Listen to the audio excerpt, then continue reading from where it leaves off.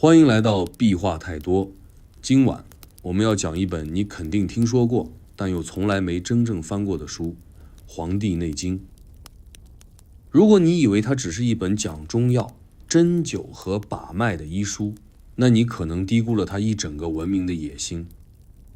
今晚我们从头开始追踪它是怎么出现的，谁最早写下它，为什么它不像是一个人写出来的，更重要的是他到底想干什么。在你准备放松之前，先点个赞，点下订阅吧。也欢迎在留言区告诉我你的坐标和此刻时间。如果你心中有特别想听的历史人物或事件，无论是帝王将相、诗人文豪，还是热点人物话题，都欢迎写在留言区。你的建议很可能成为下一期的故事主题，让我们一起把这个频道变成属于大家的助眠故事角落。好，让我们一起沉入今晚的故事。如果我们穿越回公元前2600年，那时候中国还没有中国这个概念，也没有纸张、印刷术，甚至没有医学这两个字。但在当时的中原平原上，有一位皇帝被后人当作开天辟地的第一代王者，而他的存在正是《黄帝内经》得以命名和神话的起点。问题是，这么早的年代，怎么会有书？怎么可能有这么复杂的医学知识？答案或许比你想的更惊人。最早关于《黄帝内经》的记录，并不是一本现成的书，而是一种口耳传承的知识形式。传说中，皇帝为了治理天下，要了解人为什么会生病，于是请来了神医岐伯，两人你问我答，形成了现在看到的对话体。这种结构听起来像播客对谈，其实很有技巧，是为了方便背诵和传抄。但真正被写在竹简上的版本，极有可能是在战国末期，甚至汉代初年才逐步形成的。也就是说，这不是一蹴而就的灵光闪现，而是一部不断拼接、修订、选择的集体智慧产物。而这背后隐藏的是一个更有趣的问题：是谁在推动这本书被写下来？又是谁在幕后布局？在那个时代，贵族、巫医、方术家和术数之人都在抢夺对人类身体的解释权。有的人认为疾病是鬼神惩罚，有人说是天象变化，也有人用草药试图以毒攻毒。《黄帝内经》的出现是这场多方角力中的统一方案，它把天地人连成一个模型，再配上阴阳五行，用一种很酷的方式，把你怎么不舒服这件事解释的听起来合理，而且解释的又玄又稳。这本书真正的名字其实不叫《黄帝内经》，最早叫《黄帝内经素问》或者《黄帝内经灵书》，前者偏理论，后者偏操作，加起来才是我们今天说的《黄帝内经》。但即便如此，现存的版本也早就不是原始形态。据说东汉时期有医家张基，也就是后来的张仲景，对书中的内容进行了大量删减和注释。而唐代太医署又进一步编定了宫廷版本，你手上看到的《黄帝内经》已经是改过800次的再加工品。至于它的秘密，最初就藏在一个字“内”。这个“内”字是个线索，也是一个设定。外科是后来才发展起来的，在古人看来，真正的问题都出在里面。所以整本书都在试图描绘一个看不见的内部宇宙，从五脏六腑到气血经络，再到情绪、气候、时间、方位，全部都关联起来。你的一次咳嗽，一次腹泻，背后都能牵出一整套大道运行的因果链。这哪是什么医生啊，这就是个宇宙建模师。也正因为如此，《黄帝内经》从一开始就不是一本工具书，而是一本世界观教科书。它教你怎么看人，怎么看自然，怎么看时间。它不教你怎么止咳，而是教你为什么你会咳。它不是医生手册，而是人类说明书。但这些东西在当时并不流行，因为它太复杂、太玄、太不好操作了。当其他医家开始写简洁明了的医方书，比如《伤寒杂病论》，比如《本草纲目》，《黄帝内经》反而显得又旧又难懂。它一度被冷落，直到宋代以后，才逐渐被奉为医之圣典。而它之所以能流传下来，其实也是个谜。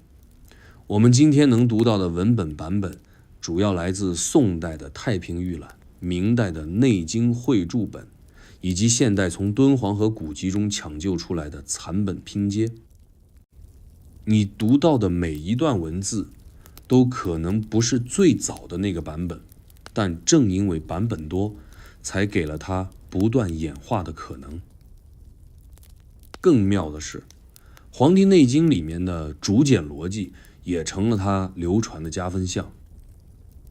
它没有一个明确的开头，也没有一个固定的结尾，每一章都像一个独立的朋友圈发言，看似跳跃，实则环环相扣。正是这种碎片感，让它读起来像一场开放式剧本，让无数后人都可以加戏、补充、解读。这也成了它最迷人的地方。没有人能完全读懂它，每个人读完都能觉得自己懂了。而这也可能正是它最大的秘密。它不是一本告诉你标准答案的书，而是一本让你不断思考的书。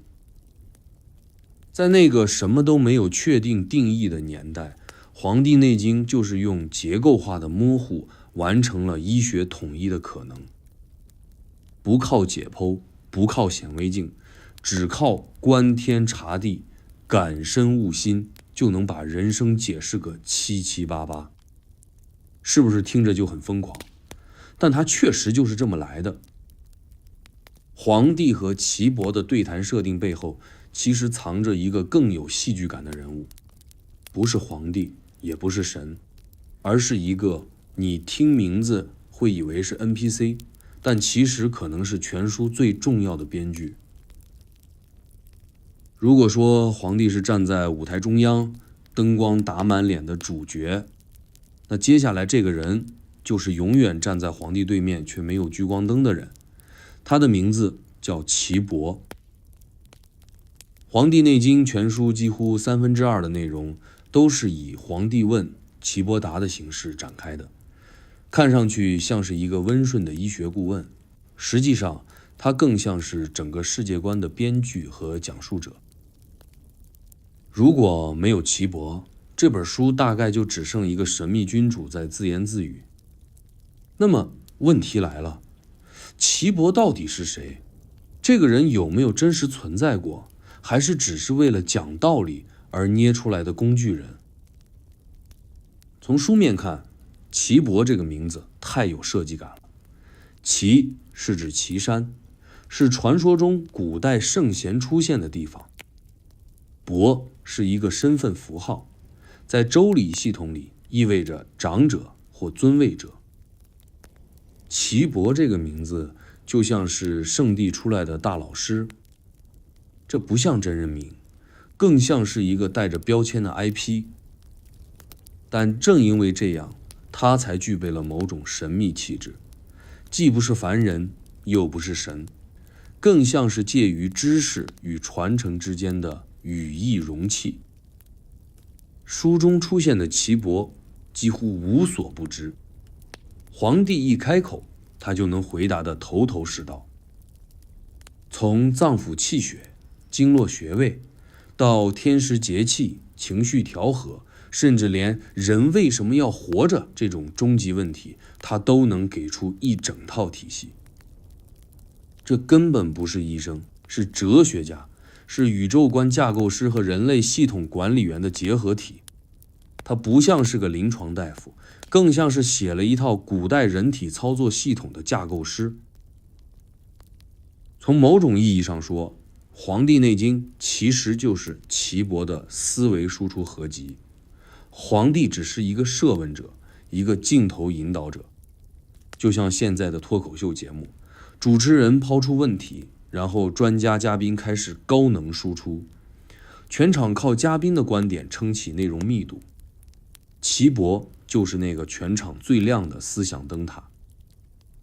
但这种设定也引发一个疑问，一个人真能懂这么多？在没有解剖、没有实验、没有现代传感器的年代，他怎么能讲出那么多理论？这里就有两个可能性。第一，他不是一个人，而是一个知识合体。就像李白不仅仅是一个浪漫主义诗人，也象征着一整代文人的情绪释放。岐伯也许就是好几个古代知识群体的集合，医者、术士、巫者、星象师、哲人，把他们的共识打包进一个角色里，由他统一口径讲出来。这样做的好处是信息一致，便于流传。第二个可能性则更大胆，岐伯不是在回答皇帝的问题，而是在引导皇帝走向某个结论。你可以把这段对话看作一场教学剧本，皇帝扮演提问的普通人，岐伯则扮演指路的高人。但最终所有结论都是岐伯提前设定好的，他不是随口一答，而是早有逻辑路线。这种结构也极像《论语》或《庄子》中的设问法，通过对话推进观念，而非真正的探讨。这也说明《黄帝内经》根本就不是谁问谁答的纪实，而是用对话做包装，把一套完整体系用最容易传播的方式表现出来。从文本风格上看，岐伯的语言非常代码化。举个例子，他常常说五脏应四时，各有脏象，春应肝，夏应心，像不像一个数据库匹配表？每一个脏腑都绑定着一个季节、一个情绪、一个五行属性，组合成一个巨大的人体时间轴。而这些组合的基础不是药物实验，而是对天象、人性、物候、社会现象的大量观察。可以说，这套体系是用类比建起来的，但它严密的惊人，逻辑上居然自洽。这种以类拟理的思维方式，正是中国古代知识的底层逻辑。你不能用现代科学定理去要求它，但你也不能否认它的预测力和解释力。岐伯还经常强调顺应自然，比如不按时睡觉就伤肝，春天吃太辣会伤肝气，情绪憋久了会伤心脉。这些观点看起来像是生活小常识，实际上是他在构建一种身体伦理学。人在天地之间要活得舒服，就要遵循天时地利，这是一种把宇宙节奏映射到人体系统里的宇宙即我，我即宇宙的思维方式。听起来很玄，甚至有点神道，但仔细想想又很有生活智慧。而最绝的是，岐伯不仅讲怎么治病，还讲怎么不生病。他说圣人不治已病，治未病。这一句话后来成了中国古代医学最有哲理的一条金句。它不只影响了医疗，还影响了政治和管理。做领导的要防微杜渐，做医生的要未雨绸缪，做人的要居安思危，全社会都在应用这个理念。这不是医生的话术，这是一整套思维模型的出口。所以我们可以这样理解，岐伯不是古人中的某个人，他是那个时代对身体与宇宙之间关系的集体想象。它像是一面镜子，反映的是古代人怎么理解健康、时间、命运、节奏。它代表的是活着这件事在古人心中最理想的模样。它不是神，也不是医生，它是那个时代知识的总和，是天人合一最具象的表达。现在再回头看《黄帝内经》，我们会发现一个耐人寻味的细节，没有哪一章是岐伯的真正视角，他永远在回答，永远在解释，却从不主张。他不像《论语》中的孔子会直接发声，也不像庄子用故事讲道，他只是顺着皇帝的问题理性地铺展开来。但正是这种退场式表达，让他成为一个几乎完美的思想投影体。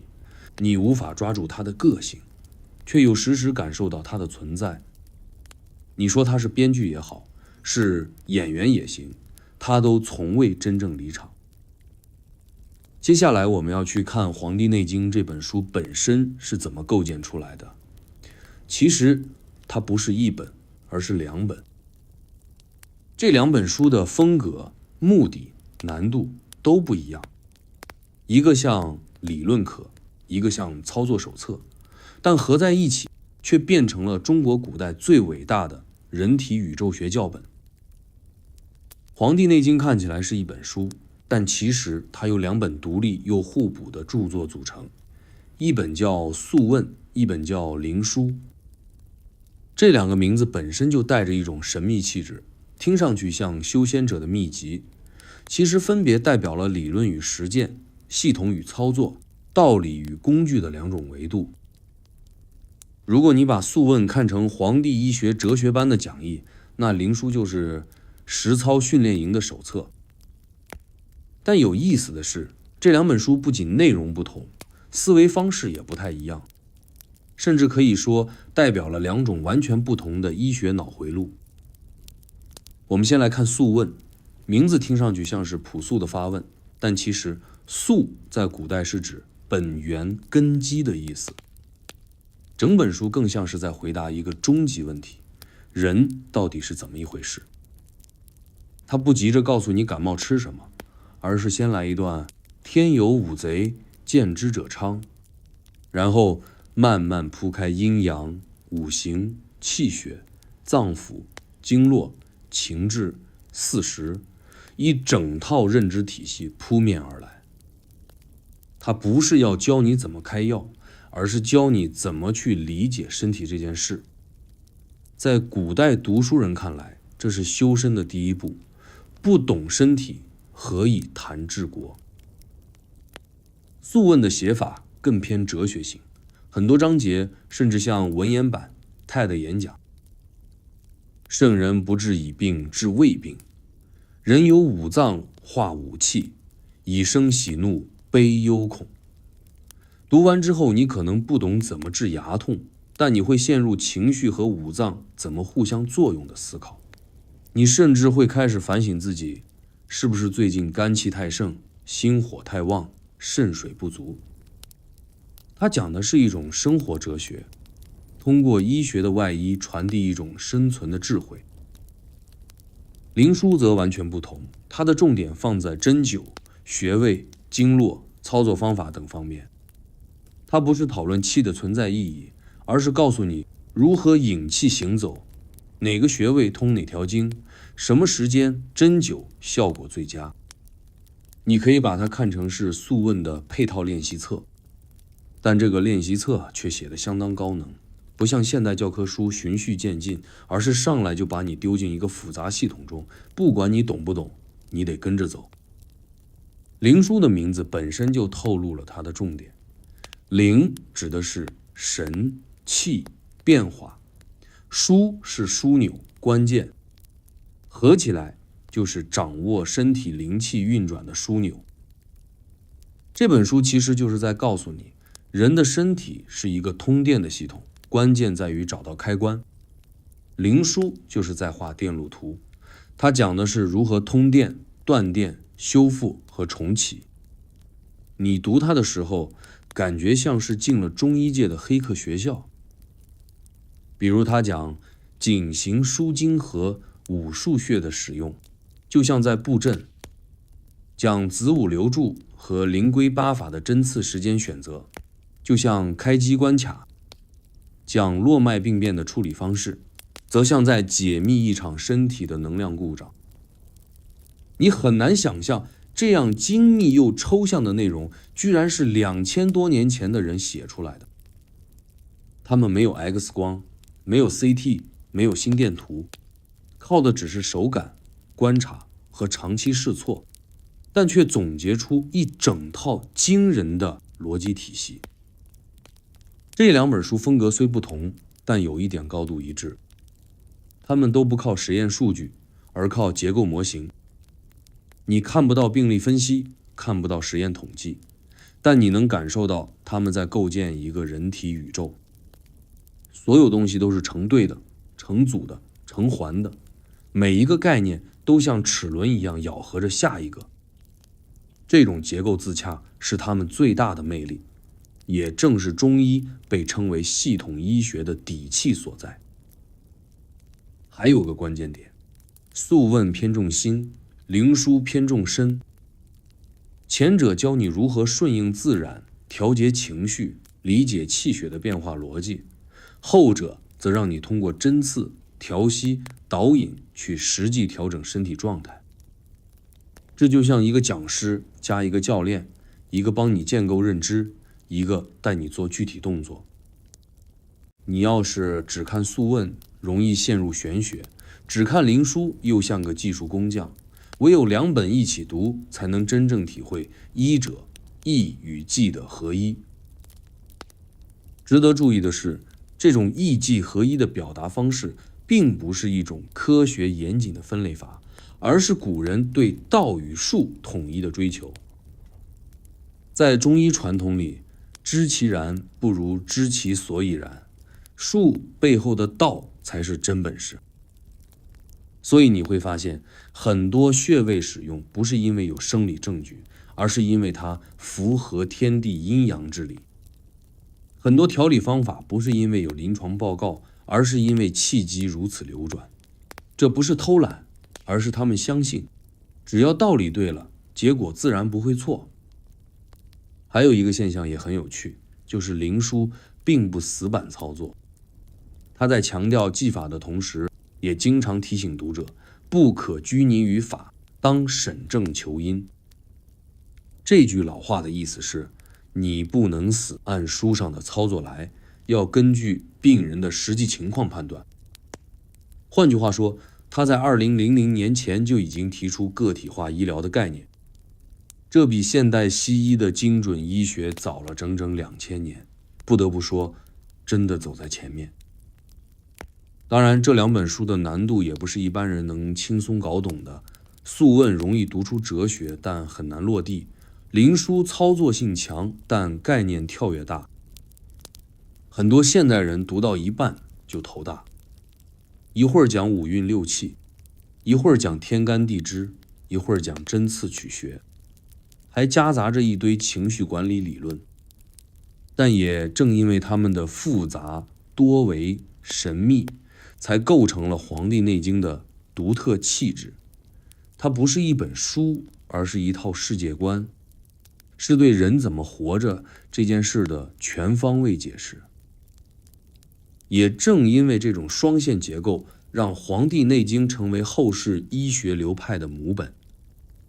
你要讲理论，可以从素问里挖；你要讲实操，可以从灵枢里抠；你要讲修身养性，可以读恬淡虚无、精神内守；你要讲临床治疗，可以翻数学定位、脏腑辩证。它像一个开放的源代码系统，任何人都可以基于它写出自己的插件与扩展。这就是它能活2000年仍不过时的真正原因。我们要进入这套体系里最让现代人疑惑但又最核心的部分——经络系统。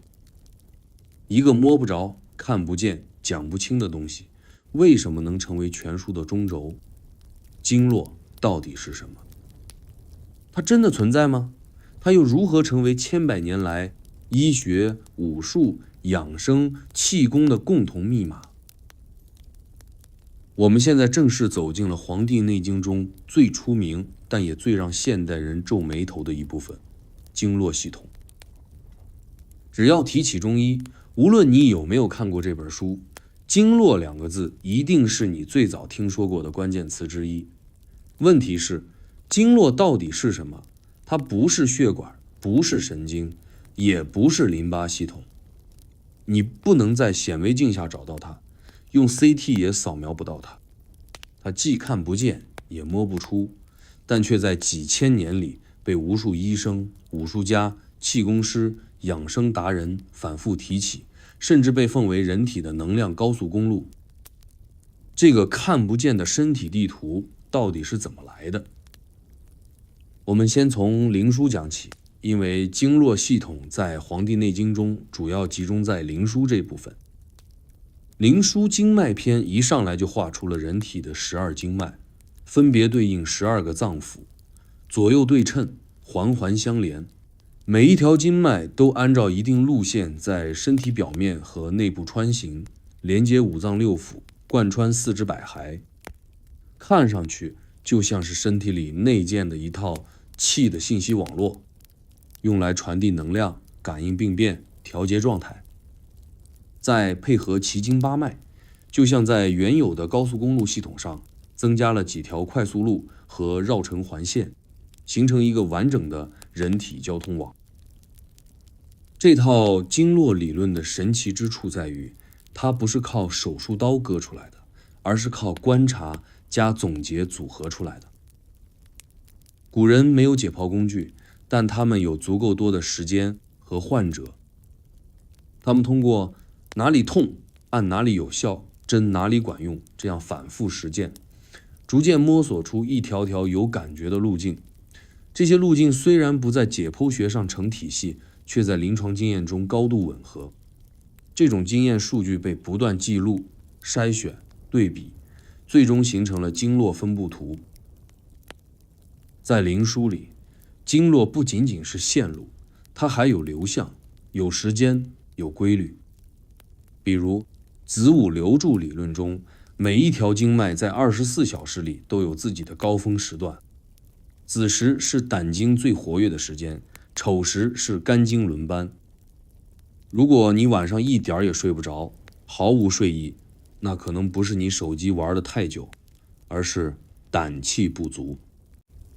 这个说法听起来像玄学，但它的背后是古人观察无数人日夜作息之后得出的归纳。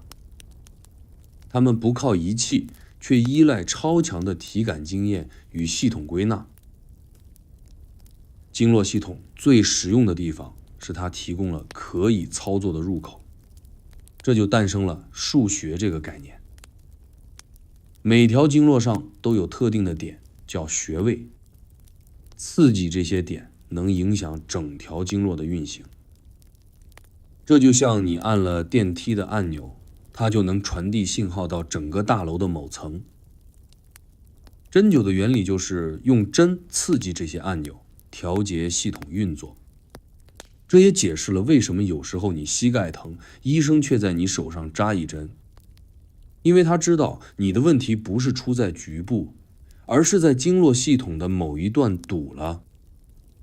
这个堵与通的观念，其实就是整个中医思维的基础。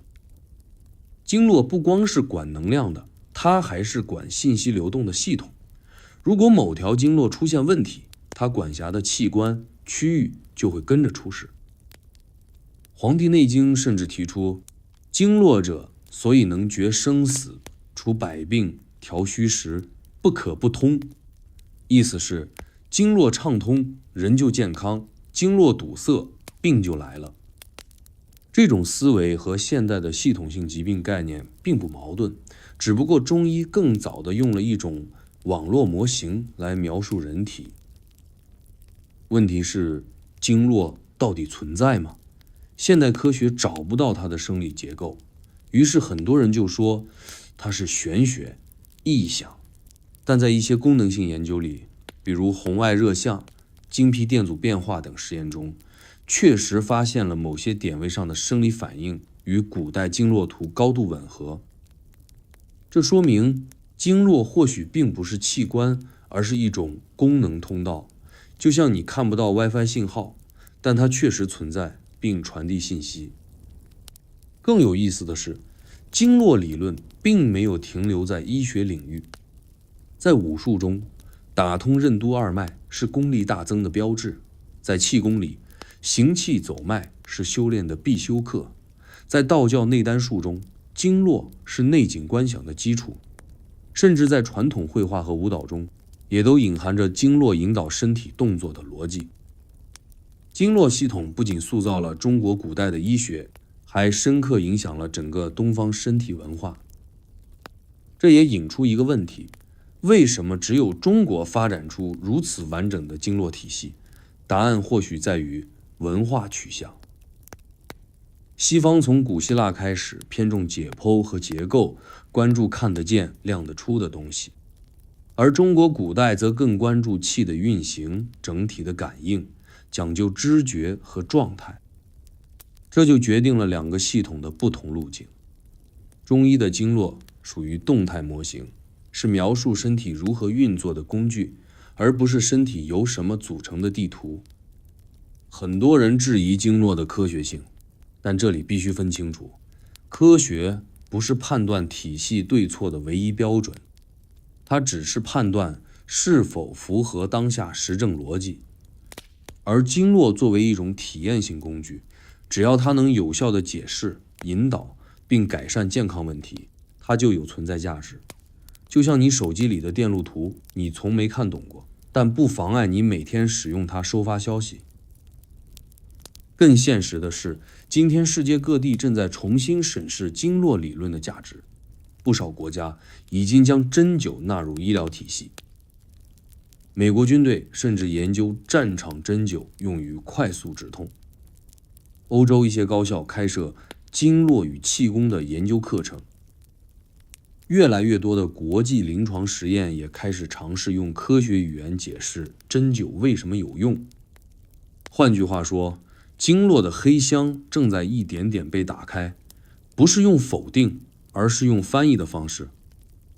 当然，经络体系也有它的局限，它建立在感觉、反馈和类比思维之上，这意味着它很难量化，也难以标准化。但这并不影响它作为一个调节工具的实用性。你可以不相信它的存在，但无法否认它的有效。最后，我们必须回到《黄帝内经》的智慧。经络并不是一成不变的地图，而是一个动态调整的系统。它强调的不是哪个点扎了就好，而是因人、因时、因地的灵活应对。这种智慧比找到一个万能开关更难，但也更有价值。接下来的章节，我们要进入阴阳五行这个几乎人人听过，却几乎人人都误解的部分。《黄帝内经》把五行不仅当作自然元素，更当成一套诊断、调理、推演的通用语言。这个古代系统论的核心到底是怎么套在身体上的？它是科学、玄学，还是一种更深的思维框架？现在我们终于要说说《黄帝内经》里最耳熟能详的关键词之一，就是阴阳五行。这5个字在现代听起来像风水、命理或者算命先生爱挂在嘴边的套话，但在《黄帝内经》里，它们可不是摆设，而是整部书的底层逻辑引擎。想搞懂中医，搞懂古代人如何看身体，第一步不是学穴位、变舌苔，而是搞明白阴阳五行到底在说什么。它不是迷信，而是一套用来解释世界、分类万物、推演状态的古代版本的数据模型。我们先从阴阳说起。阴阳不是对立，是动态平衡。素问开篇第一句话就写：上古有真人者，提挈天地，把握阴阳。翻译成现代口语就是：真正懂生命的人能看懂天地运行规律，掌握阴阳变化的密码。在中医看来，任何现象都不是孤立的，而是在一正一反、一盛一衰、一开一合的流动之中。比如，白天是阳，夜晚是阴；运动是阳，静止是阴；发热是阳盛，发冷是阴盛。关键不是你偏哪边，而是你能不能保持动态的中间态。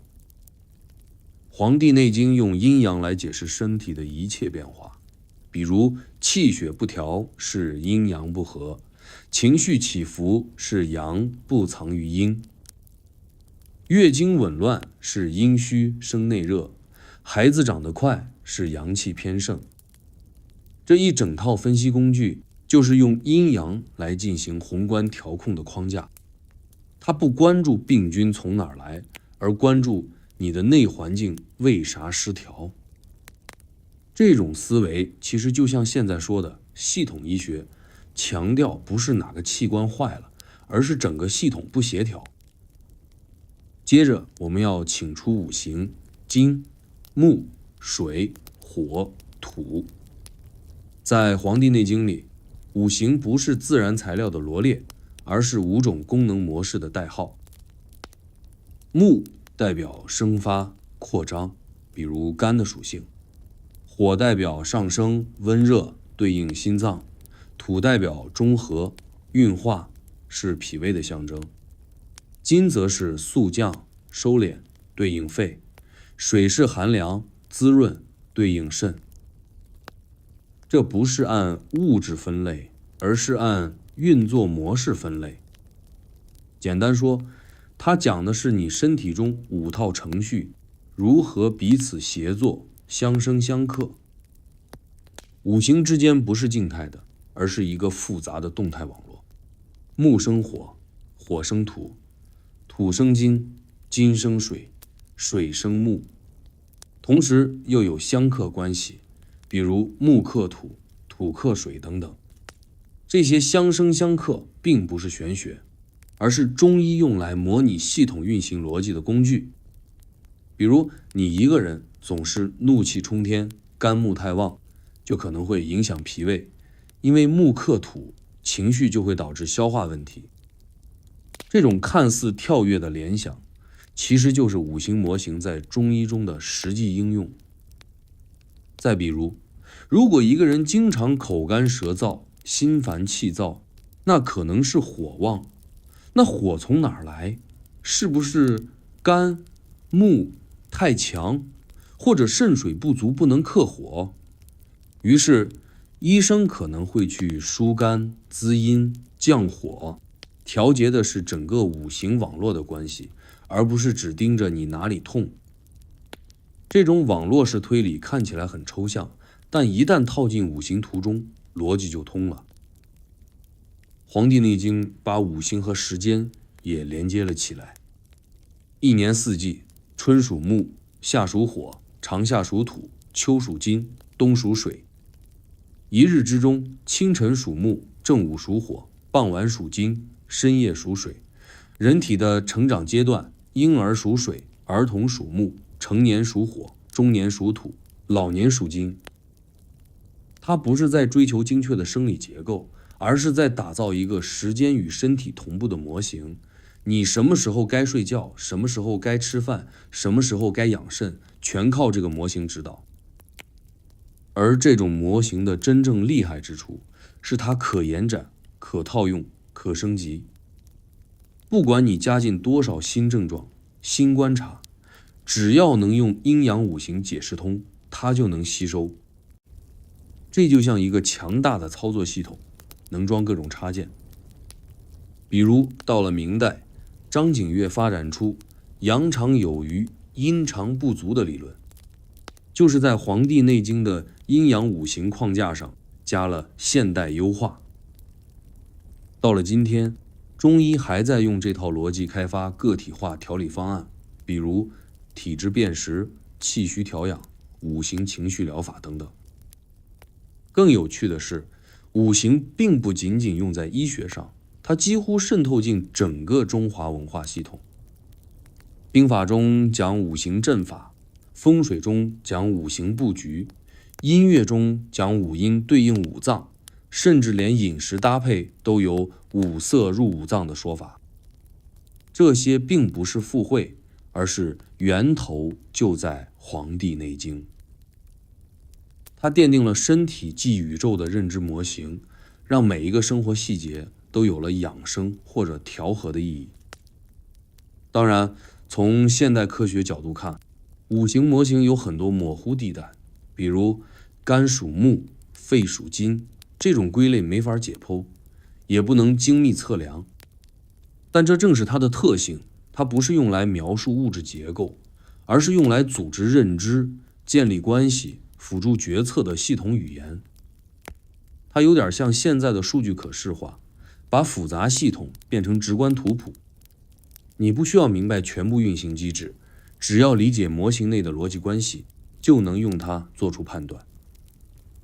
所以说，阴阳五行不是迷信的标签，而是古人认知复杂世界的数学语言。它通过简化、分类、抽象建模、动态调控，让我们在没有生物化学和临床试验的年代，也能对身体做出相对准确的判断与处理。这种非量化氮系统的逻辑方式，正是中医能够在2000年不崩的核心原因。接下来，我们要从阴阳五行跳到更有意思的一点：为什么《黄帝内经》里老是拿国家比喻身体？为什么皇帝的治理术和医生的治病术好像是一回事儿？一个人的健康怎么就成了一个朝代的运作模型？原来，身体和国家在古人眼里真的是一回事。在《黄帝内经》里有一个特别有意思的现象，它总是用国家这个隐喻来讲身体，用君臣将使来形容五脏六腑的分工。肝为将军之官，心为君主之官，脾为仓廪之官，肺为相父之官，肾为作强之官。乍一听好像在读《资治通鉴》，但其实这是在讲人体器官的职能分配。问题是，为什么要这么说？古人为什么要把自己的身体想象成一个朝廷？为什么医生看病像是在治理一场朝政危机？这就要从古人的思维方式说起。在没有分子生物学、神经系统图谱的年代，古人理解复杂系统的方式就是类比。他们看国家是如何运行的，就反推人体也应该是按类似结构在运作。国家有中央，有地方，有君王，有百官，有运输，有仓储，有预警，有执行，层层有职能，级级有逻辑。他们认为身体也一样，有一个统帅，有各种官员，有负责执行的兵马，还有传递信息的信使。这个统帅就是心，而不是我们以为的大脑。《黄帝内经》明确说，心者，君主之官也，神明出焉。它不是用来跳动供血的，它是整个身体的决策中心，主导情绪、意识、判断和生死。其他器官都听他的，但又不能乱听。就像一个国家不能只有皇帝说了算，还得靠文武百官具体分工。同样，身体也不能只靠心，还得靠肝来做出决策执行，肺来平衡节奏，脾来调度营养，肾来稳定根基。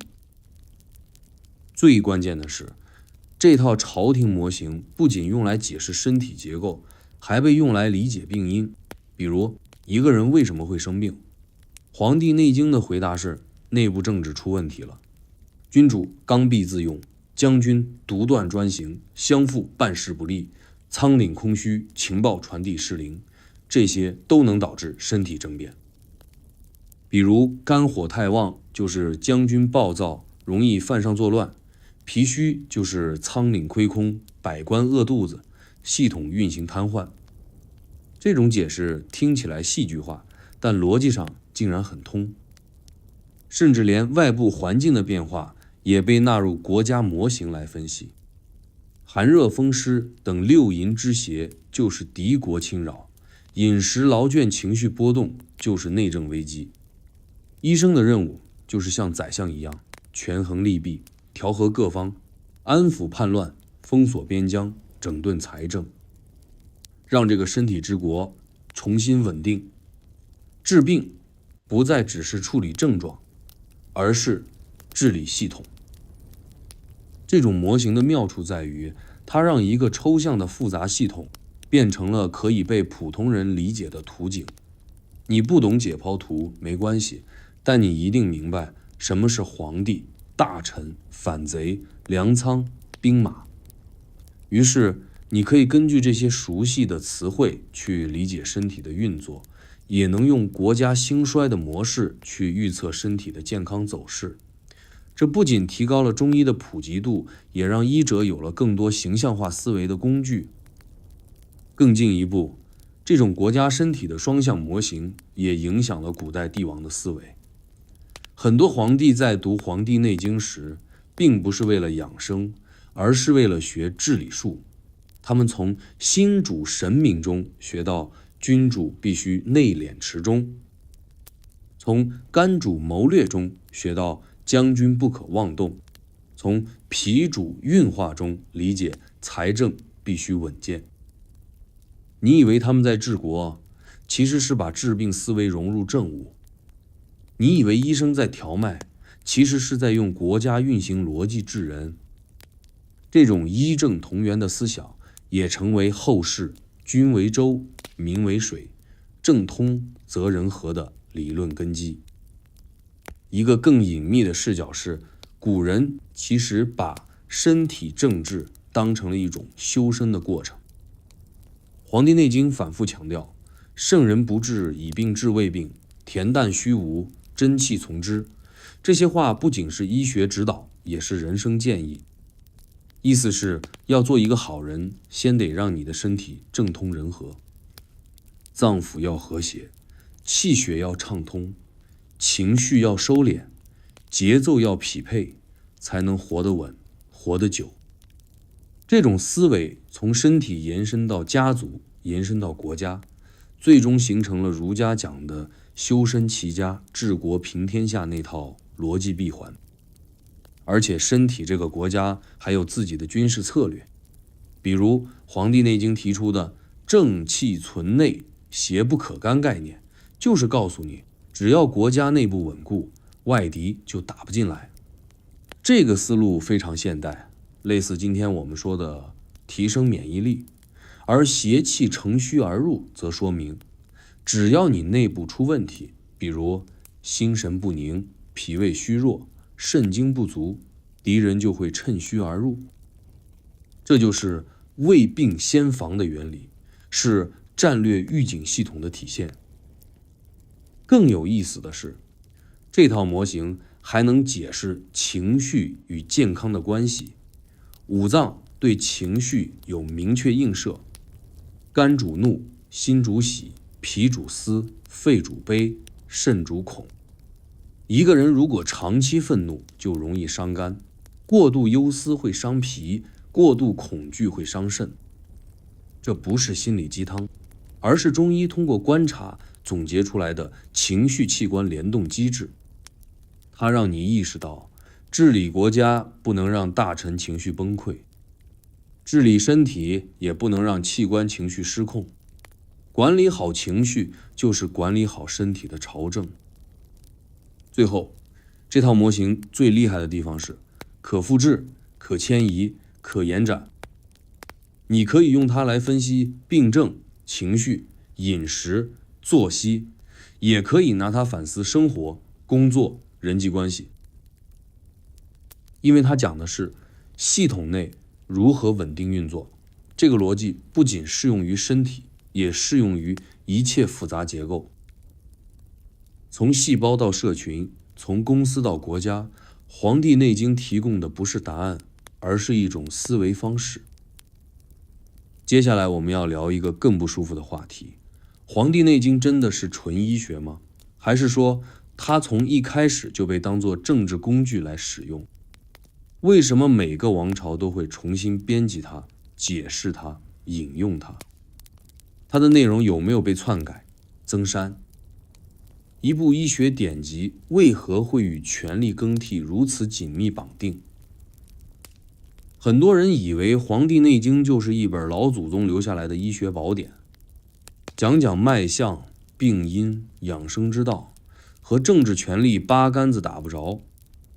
可惜真相往往不那么纯粹。历史如果只是单线发展，那就太没意思了。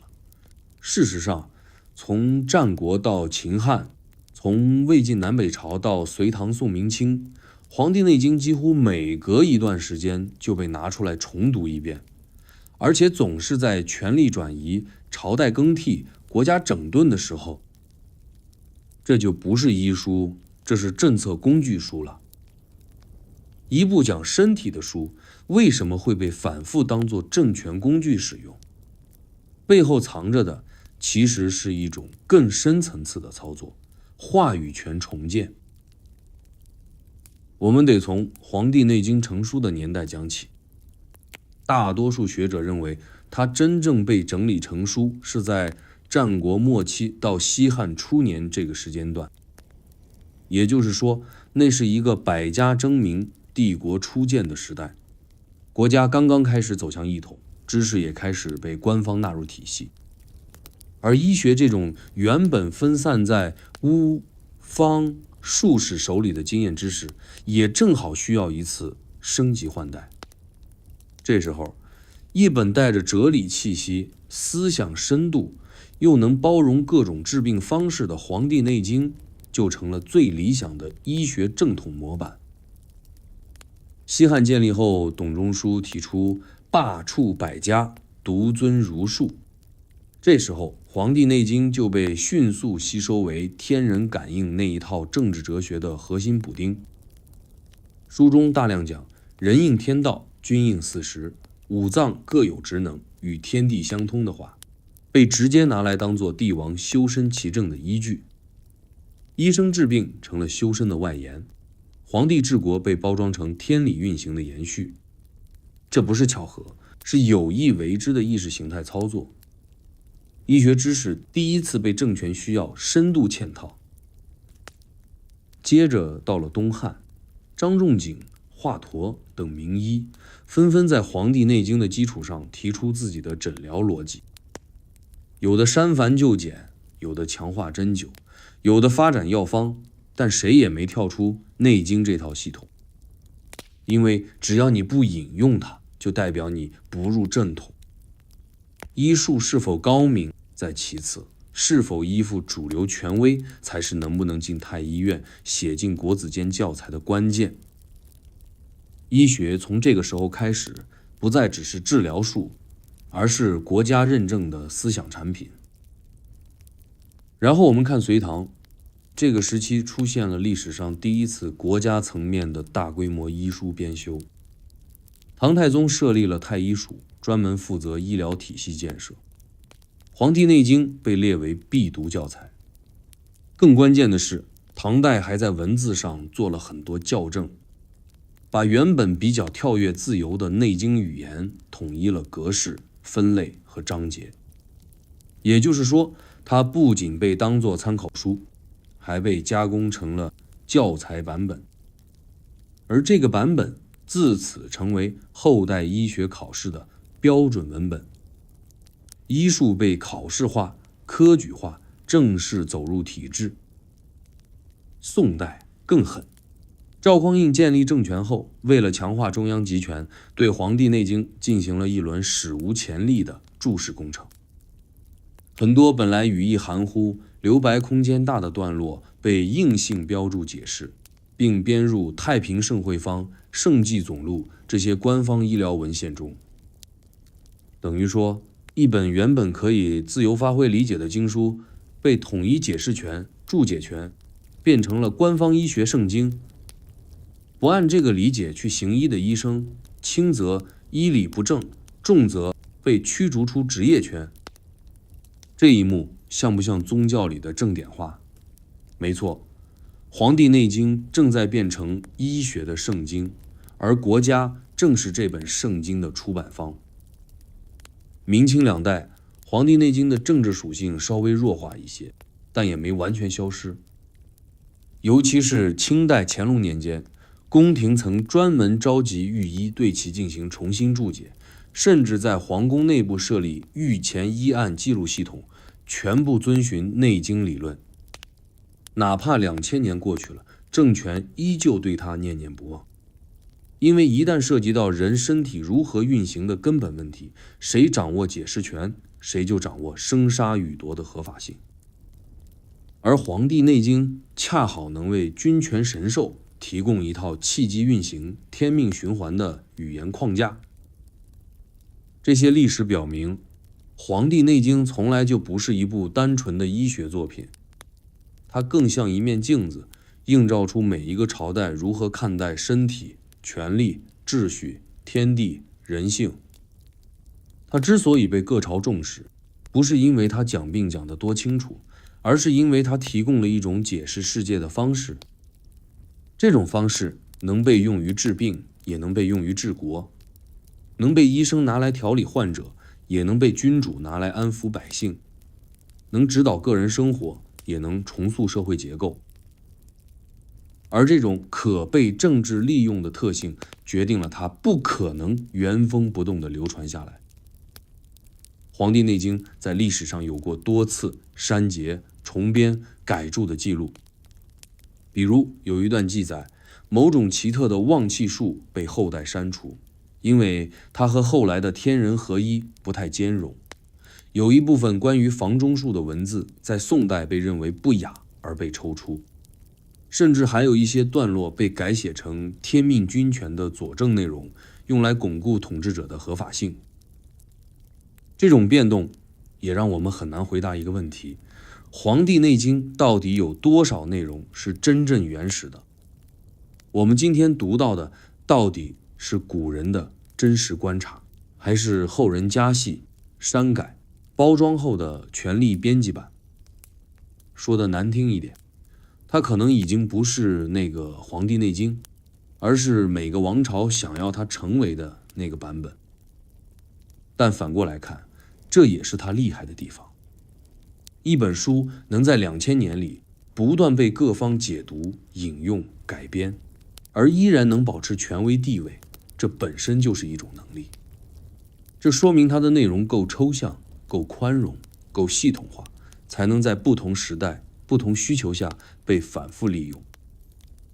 就像一个老品牌被不同企业收购、翻新、营销，但始终没倒闭，这不是因为它旧，而是因为它灵活。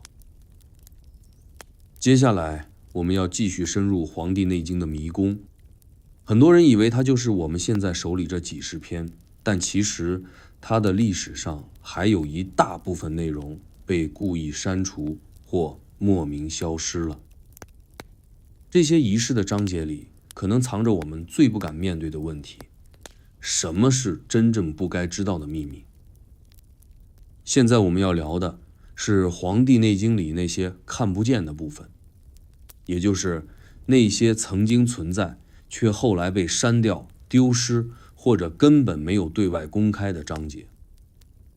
很多人以为《黄帝内经》就是现在流传下来的《素问》81篇、《灵书》81篇，合起来162篇，听起来已经够多了。但历史上很多文献和传承线索都在暗示，这部书原本远不止这些。我们今天读到的只是它残存的一部分。更重要的是，这些消失的部分可能不是自然遗失，而是被选择性消失的。线索最早来自《汉书艺文志》，里面提到《黄帝内经》共有18卷。这18卷包含了更丰富的内容，有的谈到术数，有的涉及天象占验，有的甚至延伸到了气功、导引、房中术。但今天我们能看到的只剩下2大卷，《素问》和《灵书》。也就是说，有一大块内容可能在东汉之前就已经从体系中被摘除了。为什么？最直接的解释是政治不合。比如一些内容太接近巫术，和后来的医学正统不兼容；一些内容讲得太放肆，涉及权力、性命、房中、命运等敏感领域；还有一些内容可能挑战了后代解释者对《内经》的既定解读，留着会坏了体系。于是这些章节就被有组织的冷处理。其中一个最典型的例子就是房中术，这部分在《黄帝内经》中其实是有重要篇幅的，讲如何通过性生活调养精气神，如何控制节奏以延长寿命，甚至还有具体的呼吸法和身心调节步骤。但宋代之后，这部分内容逐渐被视为淫邪之术，不适宜留存，很多注本直接跳过，或者仅留个标题，正文空白。就这样，一整套关于生命能量的性别维度探讨就被打包封印了。还有一种更有趣的消失方式是转移。有学者发现，《黄帝内经》里的一些篇章内容和后来的《难经》《太素》《太乙神术》等书高度重合，这说明有些内容并不是没了，而是被拆分出去，变成独立知识体系。这就好比你看一本小说，发现它的几个支线剧情后来变成了几部番外小说，主线故事显得更简洁统一，但失去了丰富度，而那些支线单独看又成了另一个门派的经典。这种知识转移的操作其实非常有目的性，它让《黄帝内经》保留了核心框架，也就是经脉学说加五行阴阳加内脏系统加情志与时空，同时剥离掉那些过于复杂、难以归类、带有神秘色彩的内容。结果就是《黄帝内经》变得更像一部可以官方使用的教材，而不再是一部自由探索身体可能性的百科全书。有没有人想恢复这些内容？当然有，尤其是到了近现代，很多中医研究者、气功师、术数爱好者开始试图复原那些失落的章节。有的从古籍残卷中拼，有的从民间口传中去找，有的干脆直接还原性创作，重新编出所谓失传篇目。这些努力虽然热情可敬，但也导致另一个问题，就是真假混杂。比如你可能在一些古书里看到所谓的《黄帝内经》地形篇、房中要诀和神农经络图等篇名，内容看起来有模有样，但没人能证明它们真的是原文。也有人声称自己得到道家秘藏版本，其中讲了内经未传的10天干经络图、12时神针灸法等秘术。这些内容真假难辨，但足以说明一件事：《黄帝内经》之所以神秘，不只是因为他说了什么，更因为他没说的部分。从哲学角度看，这种留白本身就是一种表达方式。《黄帝内经》不像西方经典那样试图写清楚一切，它更像中国画，用空白制造意境。那些没写出来的内容，也许就是想让你自己去感受、去悟、去试。而这些未说之语，恰恰是它流传至今、充满延展力的关键所在。但更现实的解释是信息管控。每个时代都有它的可说和不可说。当《黄帝内经》成为医学正统的时候，它必须承担正确引导的责任。太玄的、太异端的、太无法被管理的内容，必须被和谐。这就像任何一本经典走向国家版本的路上必经的编辑过程：精简、删改、注解、整合、政治正确化。还有一类被消失的内容是跨文化的，在中医与印度、波斯甚至古希腊医学有接触的时期，一些混合式的医学知识被短暂纳入《黄帝内经》流派。但随着文化封闭和民族意识的上升，这些内容也逐渐被排斥出主干叙事。也就是说，有一些可能源自外来文化的观点，一开始进来了，后来又被踢出去了。比如某些关于气的7层变化理论，有人认为是受印度脉轮影响，但《内经》后来版本里看不到这些了。你甚至可以说，《黄帝内经》有过国际合作，但最后还是变成了本土自信作品。从传播学角度看，这些失落的内容并不完全是坏事，因为一本书如果太完整，反而难以被后人改编。正是这些空白、模糊、缺失，让后世医家可以不断诠释、补充、扩展。《黄帝内经》反而因此拥有了永远写不完的开放性，它就像一个没有结局的故事，总有人在补写续集。接下来我们要进入一个关键转折点，那就是宋代。《黄帝内经》在这个时期经历了一场解释权的大地震，大量新注本出现，一些旧观念被颠覆，一些翻译事故甚至让整部书的理解方向发生偏移。这不是文字的变化，这是医学的重新定义。说到《黄帝内经》的传播史，宋代是一个绕不过去的巨大分水岭。不是因为那时候出了什么特别了不起的医生，而是因为在这个朝代，《黄帝内经》被重新解释了一次，而且这次解释直接影响了我们今天理解它的方式。换句话说，你现在看到的《黄帝内经》可能已经不是他原来想表达的意思，而是别人替他表达的版本。这种理解偏差在今天被称为翻译事故。宋代的医学发展是在国家主导下进行的。赵匡胤建立宋朝之后，为了稳固政权，提升国家治理能力，开启了一场全方位的知识系统工程。医学被明确纳入国家管理框架，朝廷设立了太医局，设官治吏，考试选拔，还组织了大规模的医书整理计划。在这样的背景下，《黄帝内经》迎来了它的官修版时代。宋朝政府将大量资源投入到《黄帝内经》的整理、注解、刊刻中，目标明确，让这部古老的医经变成标准教材，培养国家需要的医学人才。表面上看，这是一件好事，但问题是，《黄帝内经》原本写的就很跳跃、隐晦、类比式，没有统一术语。这时候那些负责注解的人怎么办？只好翻译成现代宋朝能看懂的话。于是，原本一句可以有多种解释的话，被注解成了唯一正确的意思。原本带有哲学意味的表达被强行医学化，一些模糊地带被加上了明确的结构标签。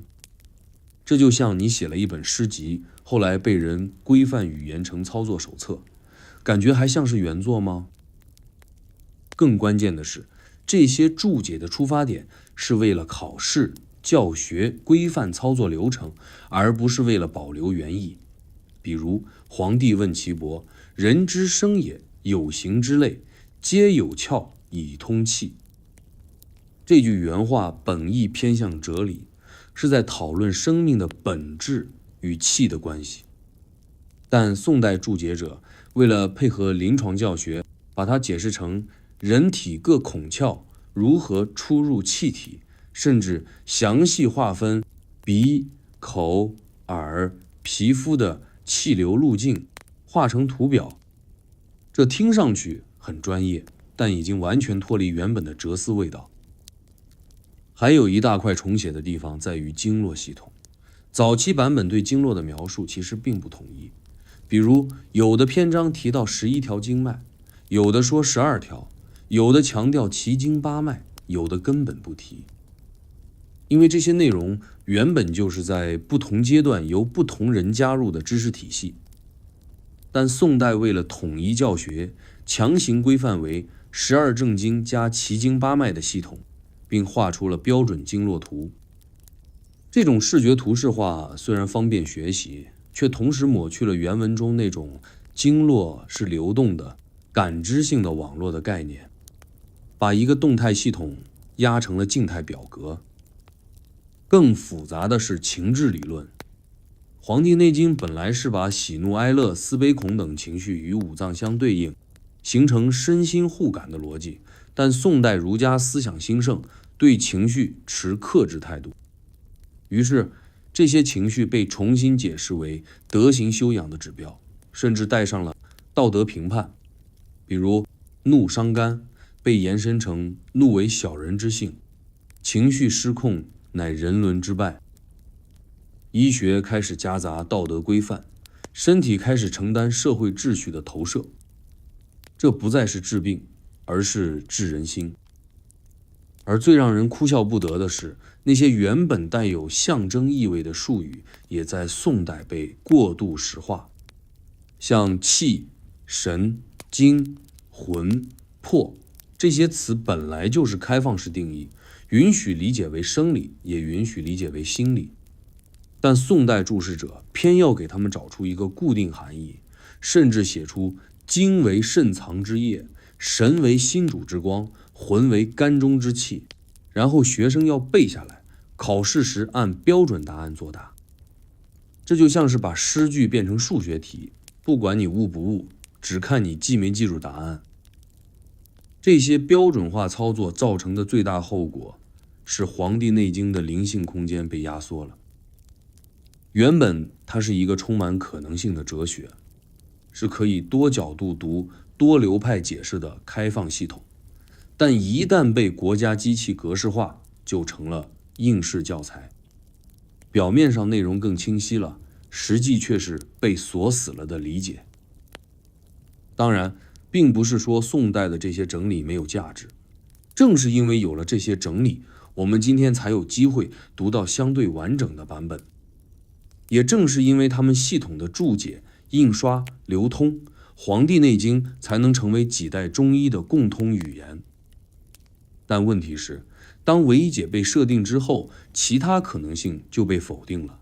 你要是再提出不同理解，就会被认为离经叛道。所以我们今天回头再看这部书，要时刻意识到，你看到的不一定是原意，而是后来别人怎么理解的。就像你看到的一个人，不一定是他本来长什么样，而是他穿上了朝代为他设计的制服。也因此，《黄帝内经》今天看起来像一部医学教科书。如果说《黄帝内经》在两汉到唐代一直以神秘经典的姿态存在，那么到了宋代，它的命运就出现了一个巨大的转折。这个转折不是因为书本内容有了大更新，而是因为整个社会对什么是医学的理解正在被彻底重写。我们可以用一个词来形容宋代对《黄帝内经》的态度，那就是翻译。不是语言的翻译，而是思想的翻译，是把这本充满象征、抽象、类比的古籍强行用一种更实用、更系统、更理性的方式重新解读一遍。但这场翻译虽然出发点是好意，最后却造成了整个《黄帝内经》的跑偏。我们先说背景，宋代是一个极度强调格物致知的时代，文人士大夫阶层崛起，他们追求理学，讲究条理，讲究逻辑。他们不满足于《黄帝内经》里那种天地阴阳、气化运行的表达方式，总觉得太像诗歌，太缺乏可操作性。于是，一大批儒医、理学家开始尝试翻译《内经》，把它通俗化、科学化、标准化。最有代表性的就是太素、类经、注解灵书等一系列注解书。这些作品的初衷是为了让医学生读得懂、背得下、考得出。注解者们大刀阔斧地给每一篇加小标题、写摘要、分类目录，甚至给每句话标出这是讲病因，这是讲治法，这是讲阴阳关系。但问题也在这儿，这些注释本身带着非常强烈的时代偏见和知识重构。很多本来模糊留白的段落被硬性定义，很多可以多元理解的概念被压成唯一答案。最典型的翻译事故就是阴阳的极端二元化。原始的《黄帝内经》讲，阴阳是一种流动的、动态的、互渗互变的过程。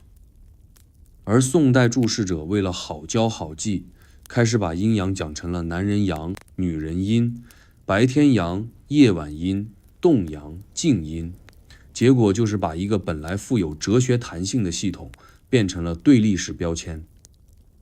这种讲法便于考试，但却让医学变得机械，医生也开始对号入座的治病，而不是从整体把握。再一个，影响深远的解读偏移出现在五行配属上。《黄帝内经》原本讲五行是在建构一种身体的运行逻辑，偏重系统关系，但宋人注释者们更偏向象数系统，开始把脏腑、情绪、颜色、味道、时辰、天象一一对应。比如肝木属青色，喜酸；心火属红色，喜苦。然后在此基础上发展出所谓五色诊法、五味调理、五食起居等等。听上去合理，其实极度削弱了原有系统的弹性解读空间。最尴尬的是，这种过度解释还引发了一种医理与理学合流的倾向。宋代理学家强调性理，讲气本论、理气之辩，他们把这些哲学思想嫁接到《黄帝内经》里，开始用天理人欲去解释身体运行机制。于是我们看到，一些内经注解变得越来越像理学论文，用理医分疏、气质之性去讲肾气不足、心火偏旺，你很难分清你在看医书还是在读朱熹的读书笔记。而这一系列理学化、条理化、工具化的努力，虽然让《黄帝内经》成为更像教材的经典，却也让它变得越来越远离原始的生命观察。医生们开始更依赖注解而非临床，更相信书本而非病人。这种变化一直延续到明清，最终形成了中医八纲辩证、脏腑辩证等体系，把内经的思想切割成一套套流程图，看似科学，其实封死了很多活的可能。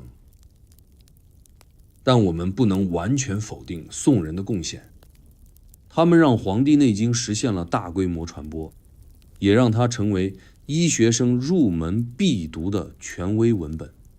他们所做的是让一个充满诗性、类比和神秘感的古籍能被更多人理解、复制、使用。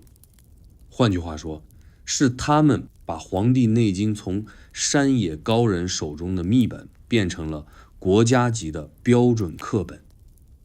问题只在于，翻译从来不可能是中性的，尤其是思想的翻译，每一个注释都是一个立场，每一个定义都是一次过滤。当你被告知这段话的意思是某某，你可能再也想不到，它原本也可以有别的解读方式。《黄帝内经》的魅力正在于它本来是一个留白的剧本，允许你在实践中补充剧情。但当它被注解成一本操作手册，那些空白的部分就不见了，你只能按图索骥，按部就班。更讽刺的是，很多被宋人视为太玄、不实、不可讲的段落，在今天的跨学科研究中反而被重新理解为超前的系统思维。比如子午流注、气机升降、经络运行与时辰配合，曾经被打上封建糟粕标签的内容，现在却在生物节律、神经调控、能量场研究中找到了对应逻辑。这说明不是古人说的不对，而是你听不懂。当然，我们不能否认，宋代的这场翻译运动是为了普及和教学，是出于善意。但这也提醒我们，面对古籍，我们始终要保持一种多重视角的理解姿态。注释可以帮助理解，但不能替代理解。标准化便于教学，但不能消灭差异。《黄帝内经》如果只剩下一种解释，那它就不再是活的经典，而只是一张说明书。接下来我们要聊一件更大的事。《黄帝内经》其实不只是医书，它构建了一个完整的身心宇宙观。它在暗示你不是一个独立的个体，而是一个嵌套在天地、时空、节律中的流动系统。这本书真正要告诉你的，不只是怎么治病，而是你到底是谁。我们已经聊了这么多，你也许会开始发现一个趋势：《黄帝内经》其实根本不只是一本讲怎么治病的医书，它的结构像医学，它的语言像哲学，它的逻辑像工程图，它的态度像宗教。它确实在讲五脏六腑、经络、气血、40养生，但每一章都在悄悄逼问一个更大的问题：你是谁？你活在什么样的世界里？你的身体其实只是天地之间的一个投影。从头到尾，这本书都在讲一个核心信念：人不是孤立存在的个体，而是天地之间、宇宙之中一个嵌套于系统中的小宇宙。这正是《黄帝内经》最宏大也最容易被忽略的部分，它构建了一个身心宇宙观。在这个世界观里，人体的每一个状态都和外界万物互相对应。你起得晚，吃得多，情绪波动，睡眠混乱，这些不是个体问题，而是你和宇宙之间关系出了偏差。说的再直白点，你不是病了，你是跟不上宇宙节奏了。我们举个例子，《素问·上古天真论》里说：春3月，此谓发陈，天地俱生，万物以荣。夜卧早起，广步于庭。听着像诗，但讲的其实是一种生活态度。春天应该早起多动，因为天地都在生发舒展，人也该跟节奏。反过来，如果春天你还像冬天那样窝在屋里，晚上不睡，早上不起，肝气就会郁结，气机就会卡壳，后面整个夏天都会跟着出问题。这不是简单的生活建议，而是把你嵌套在季节系统里的身体运作指南。他还讲昼夜节律，子时胆经当令，丑时肝经当令，寅时肺开始换班。每2个小时，人体就进入另一个运行轨道。如果你在该睡的时候刷手机，该醒的时候昏沉，就会打乱这个人体时钟。而这种紊乱不是单纯的熬夜伤身，而是你在跟宇宙对抗。所以古人强调顺天应时不是迷信，而是用最生活化的语言告诉你，你的身体就是天地的镜子，不仅时间、空间也有影响。《黄帝内经》讲究因地制宜，南方湿热，肝旺易怒，适合清润养阴；北方寒冷，肾气易虚，要注重藏精固本。这套逻辑放在今天，就是气候型个体差异模型，甚至已经接近现代精准医学里个体化调理的思路。但它早就写在2000年前的竹简上了，只是被我们简化成了北方人吃肉，南方人喝汤的地狱笑话。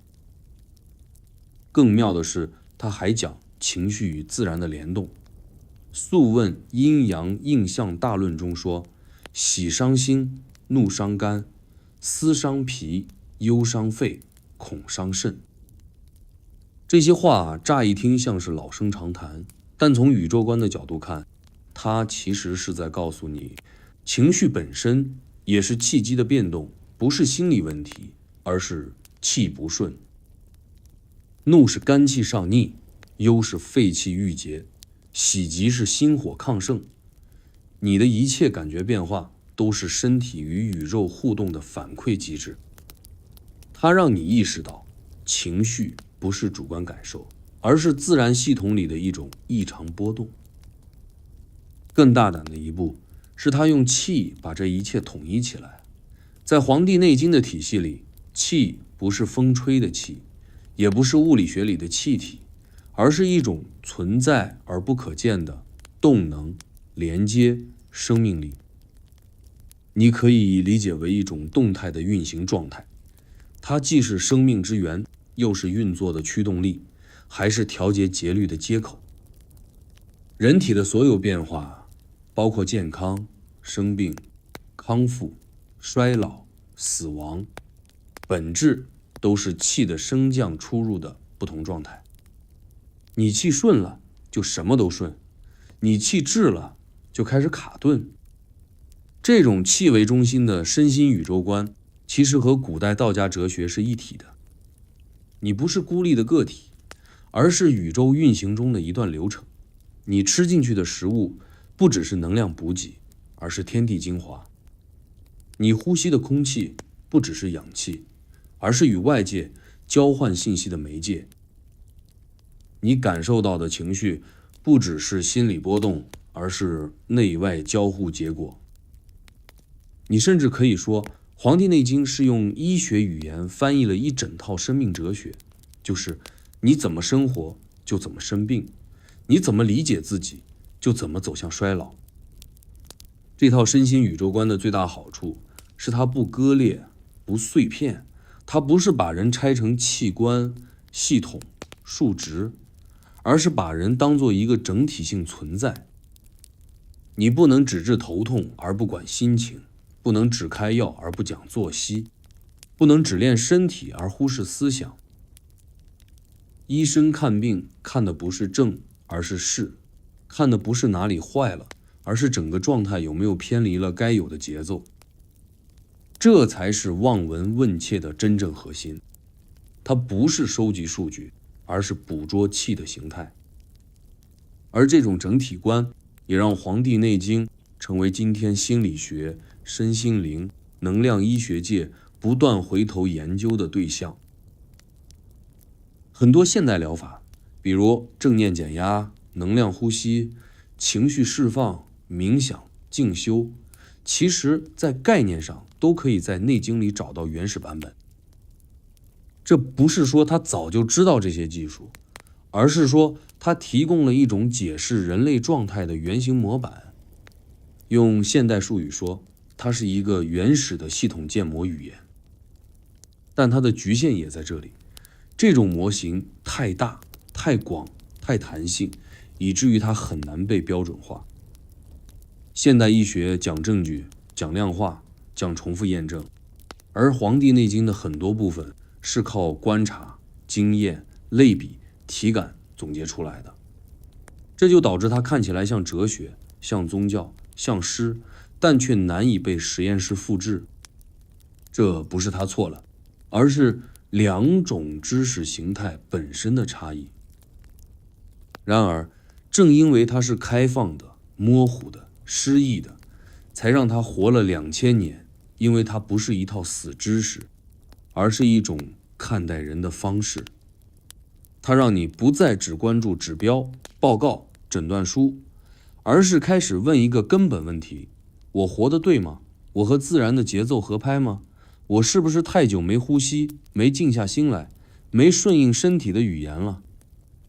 《黄帝内经》要告诉你的，不是这里痛就吃这个，而是你之所以会痛，是因为你脱离了节奏。这个节奏是天地的节奏，是时间的节奏，是情绪的节奏，更是你身体与宇宙之间那条看不见的气流。如果你听懂了这本书，其实你听懂的不是医学，而是生活本身。我们要走进这个世界观被误读最严重的地方。《黄帝内经》里的那些处方、治法、调理原则，到底是让你实操的，还是其实只是象征？为什么现代人拿它来配方开药，却常常越用越偏？是不是我们从一开始就看错了它的用法说明书？《黄帝内经》里有很多配方、治法、调理原则，看起来就像现代医学指南。某症状配某药，某季节该做某事，某体质适合某种食物。很多人因此把它当成一本实操手册，甚至拿来直接用。上火吃莲子心，肝虚喝枸杞水。一时间，各种内经同款养生法风靡全网，但问题也随之而来：怎么照方子吃，反而越吃越糟？怎么越讲求养生，身体越敏感？是不是我们根本没读懂这本书的使用说明书？答案可能比你想的更简单。我们把象征语言当成说明书看了。要理解这个问题，得先厘清《黄帝内经》的本质定位。它从来不是一本具体操作指南，而是一种整体性建模工具。它讲的方子、治法，更多时候是一种路径示意，而不是固定模板。你看到的那些通则，其实是框架，是方向，不是命令。换句话说，它不是让你直接照抄，而是让你用它来推理。就像数学公式是给你用来解题的，不是拿来背诵往下套用的。比如他讲春夏养阳，秋冬养阴，你不能一到夏天就猛晒太阳，一入冬就狂炖药膳补肾。他的意思是，夏天阳气外浮，人要活动多一些，情绪舒展一些；冬天阳气潜藏，就要早睡静养，少扰。这是一种趋势感知，不是菜单安排。但现代人看书喜欢找捷径，于是就直接跳过逻辑，忽略语境，照着关键词就开始行动。再比如心主血脉，藏绳。很多人看到这句话，第一反应是我失眠了，那肯定是心脏的问题，于是各种补心安神丸那就吃起来。可《黄帝内经》的意思是，你精神波动，情绪不稳，心神紊乱，那可能影响血液运行，不是心脏本身有病，这是一种系统联动模型，不是心脏功能障碍的诊断提示。你非要把它当成生理层面来理解，那它当然就不准了。类似的误读数不胜数，比如肾主骨，就有人开始补钙吃黑芝麻；肝主筋，就每天拉伸练瑜伽；脾主运化，就疯狂喝山药粥、薏仁水。这些行为单看都没错，但如果忽略了整体状态、时间节律、个体体质，就成了头痛医头、脚痛医脚的现代养生快餐。结果是你越养越乱，身体越来越娇气，动不动就上火、气虚、湿重，然后陷入无止境的调理焦虑。还有更大的误解是把《黄帝内经》当成中药大全，其实它写药极少，讲方也不多，重心从来都在调节思维，而不是配药开方。它强调的是精神内守，病安从来，是顺应时令，调节情志，调饮食，慎房事，这些才是他真正想教你的。他不想让你一有头疼就翻书找对策，他是想让你根本就别头疼。为什么我们会看错他的用法说明？归根结底，是现代人太习惯被动输入，快速解决。我们已经习惯于搜索症状匹配药品，习惯于 KPI 式养生、打卡式调理，而忽略了《黄帝内经》从头到尾都在讲，你得主动去体察自己的状态，而不是等医生告诉你怎么做。他的方子不是通用解决方案，而是思考示范模板。你要做的不是照搬，而是模仿他的逻辑，自我调节。这也正是《黄帝内经》的难度，他不给你答案，他只告诉你怎么去想，他让你建立一种观察、判断、对应反馈的身体思维系统。你感觉累，不是马上冲咖啡，而是回头问我哪条气机走偏了？我最近是不是情绪堵着？是不是作息乱了？是不是饮食错了？是不是人际关系好奇太多？他希望你像一个系统工程师一样，不断优化自己的身体运行状态，而不是等出问题才修。更重要的是，他强调病之未病。很多现代人已经是体检指标正常，但人不舒服的状态。这种状态用现代医学可能查不出问题，但《黄帝内经》会告诉你，这是气乱、情结、脏腑失和的表现。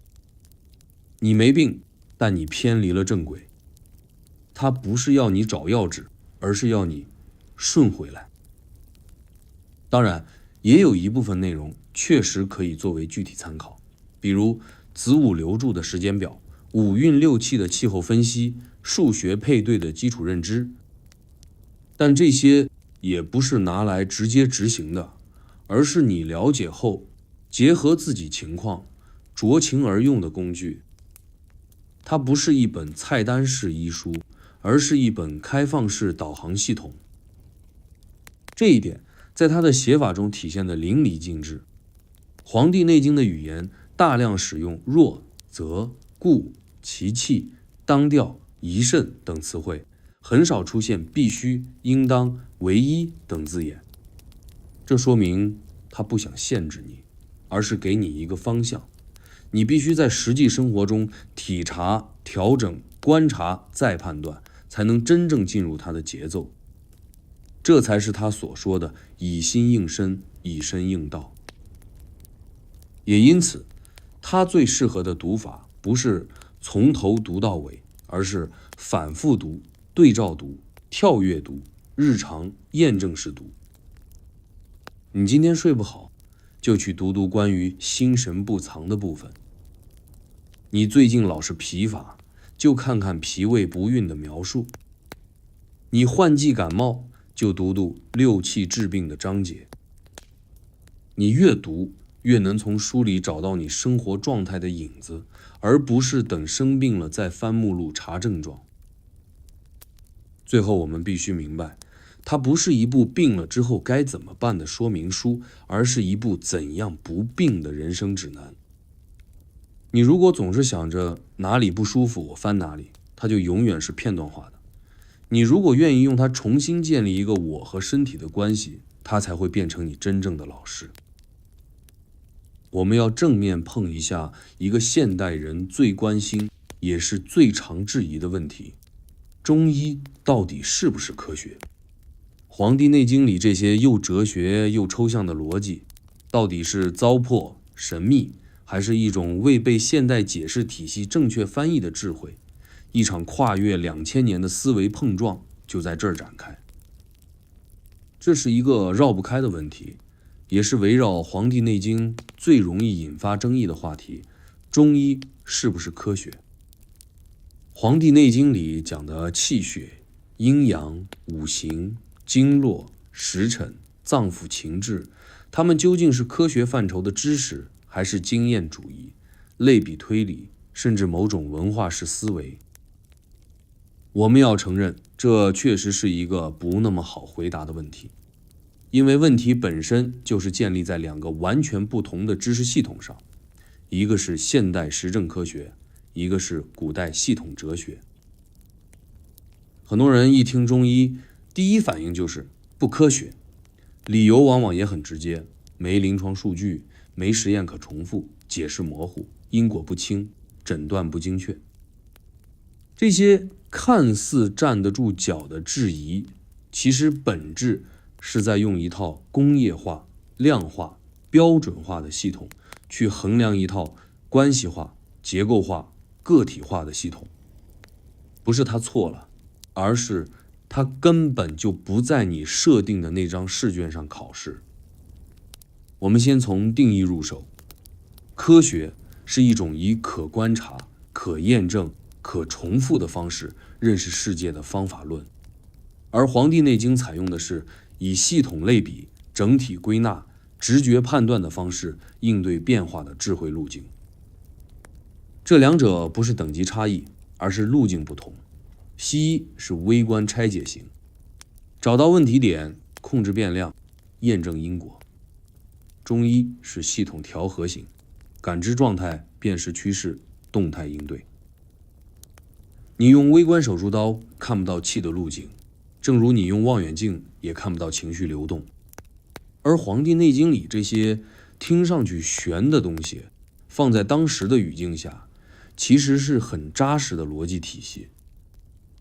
比如肝主疏泄，心主神明，脾主运化，这些不是拍脑袋写的，而是经过大量观察总结形成的功能模型。它们并不等于现代解剖学的肝心脾，也不是神经科学的复制，而是古人根据长期的生命体验和临床经验归纳出的运作模式。你不能说心不主神明，只是因为 MRI 里没看到神明这玩意儿就否定它。你也不能说经络不存在，只是因为解剖刀下没有标注它的路径。更有趣的是，现代科学其实在某些边缘领域正在追上中医的一些表达方式。比如生物节律研究提出昼夜激素分泌变化对免疫系统的影响，这和子午流注惊人一致。再比如心理神经免疫学提出情绪对器官功能影响，这和情志治病如出一辙。更不用说人工智能和系统工程中流行的复杂系统自组织理论，也在和整体调和论越来越接近。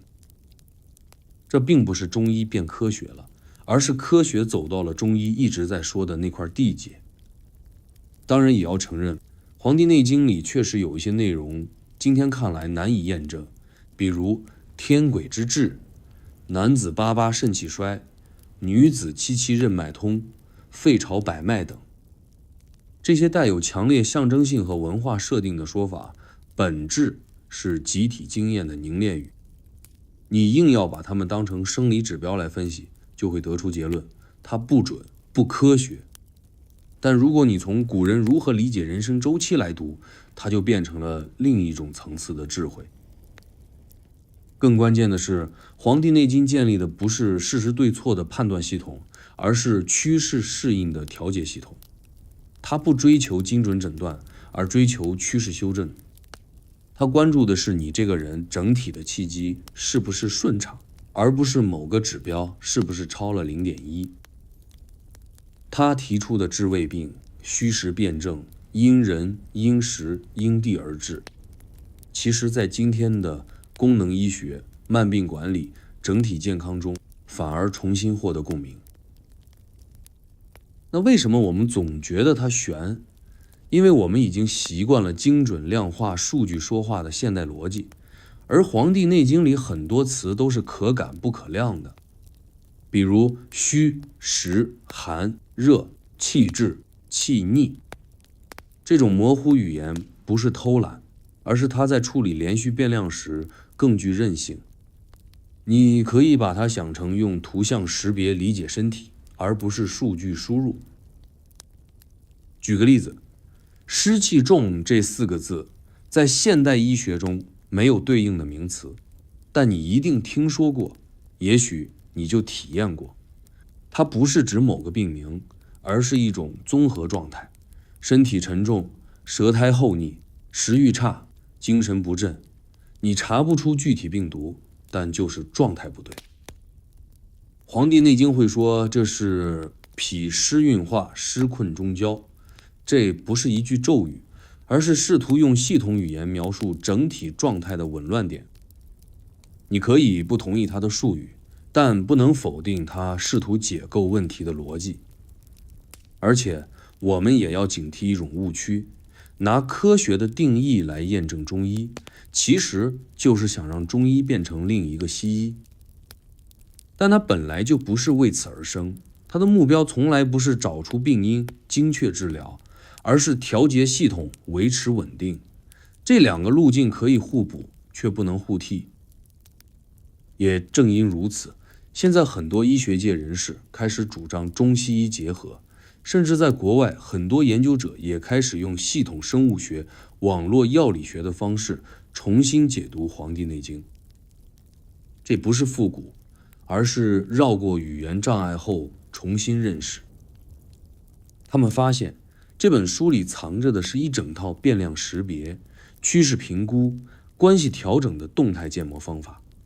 如果你能放弃它必须是解剖结构的执念，那么它反而成为了一个强大的身体系统 AI 训练模型。但我们也必须说清楚，《黄帝内经》不是万能的，它不能解决所有现代医学的问题，比如手术、急救、传染病防控，它都不是优势领域。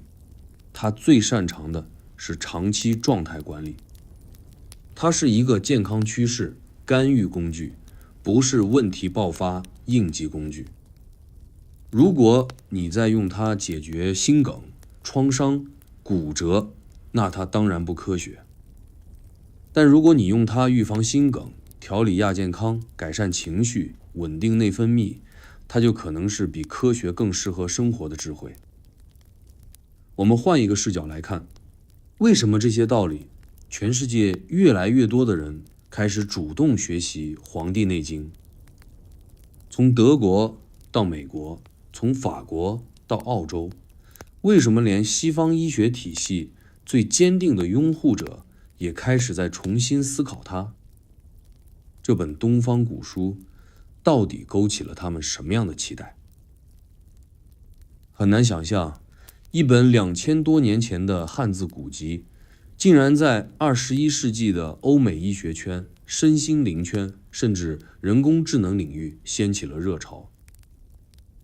《黄帝内经》这本看似晦涩、满是古汉语词汇、结构跳跃、用词模糊的书，居然成为了德国大学课堂上的阅读材料，美国自然疗法机构的训练教材，法国哲学家讲述东方身体观的核心文本。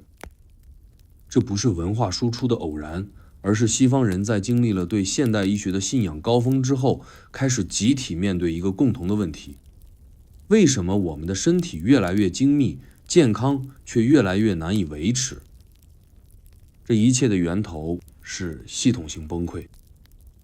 现代人拥有最先进的医疗设备，最科学的饮食结构，最严密的公共卫生体系，可是失眠、焦虑、慢性炎症、免疫紊乱、内分泌失调、身心疲惫，却像潮水一样淹没着每一个高知、高压、高生活标准的现代个体。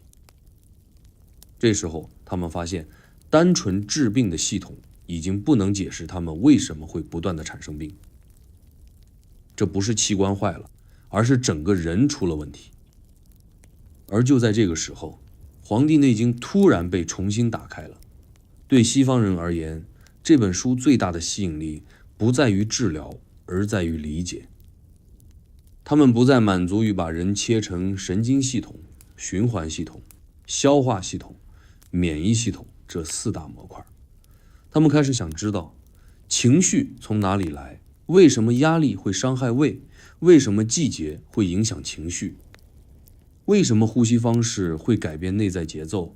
为什么睡得少一点，第二天就感觉整个人像断线？这一切《黄帝内经》里早就写过。比如，美国 MIT 的一些研究者开始关注生物节律对治疗反应的影响，于是他们惊讶地发现，《黄帝内经》所讲的子午流注不仅仅是民间经验，而是和昼夜荷尔蒙波动、肝酶代谢活性、交感副交感、神经调节等都有惊人对应。